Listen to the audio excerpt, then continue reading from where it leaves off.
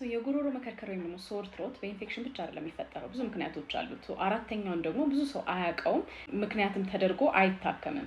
አንደኛው ምንድነው? በቫይረስ ኢንፌክሽን አማካኝነት ነው። ቫይራል ኢንፌክሽኖች ወደ 100 ምናምን ከዛም በላይ የሆኑ ቫይረሶች ስላሉ በየሳምንቱ ያ እየተደጋገመ ሊያማችሁ ይችላል። ይሄ በምን እንደሚስተካከለው የበሽታ መከላከል አቅማችሁን በማስተካከል አመጋገባችሁን ፍራፍሬ ወደ እነሱን በማዘውተር ማከም ነው። ሁለተኛው ደግሞ አፋችሁን ከፍታችሁ የምትተኙበት ጊዜ ቀዝቃዛ አየር በሚገባበት ጊዜ ጉሮሯችሁን ኢሪቴት የማድረግ የማስቆጣት አጋጣሚ አለው። ስለዚህ ይሄ ብዙውን ጊዜ ማታ ላይ እንድትረበሹ ያደርጋቸዋል። ቀን ግን አየሩም ጥሩ ስለሚሆን ምግብ ስለምትበሉ እርጥበትም ስለሚኖረው ይስተካከላል። ሶስተኛው ምክንያት ደግሞ አለርጂ ነው። በጣም ኮመን የሆነው በአቧራ ወይም ቀዝቃዛ አየር ጉሮሯችሁን ኢሪቴት አድርጎት ፈሳሾች ወደ ጉሮሯችን የሚሄዱበት ጊዜ ያንን ቦታ የማስቆጣት አጋጣሚ ስለሚያገኙ በሱ ምክንያት የጉሮሮ መከርከር ይመጣል። አራተኛውና ብዙውን የማይታወቀው የጨጓራ አሲድ ወደ ላይ በሚመጣበት ጊዜ ነው። ጨጓራ አሲድ ሪፍሌክስ ማለት ነው።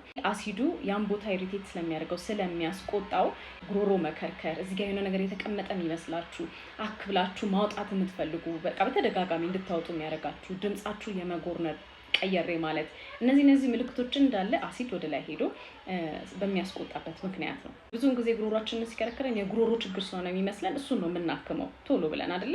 አሲዱን ብዙ ጊዜ አናስበውም። ስለዚህ የሚደጋገምባችሁ ከሆነ በአሲዱ ምክንያት የሚቆጣ ሊሆን ስለሚችል እሱን የጨጓራ ሕክምና በማግኘት ማስተካከል ትችላላችሁ ማለት ነው። I hope this helps. Thank you. መልካም ቀን።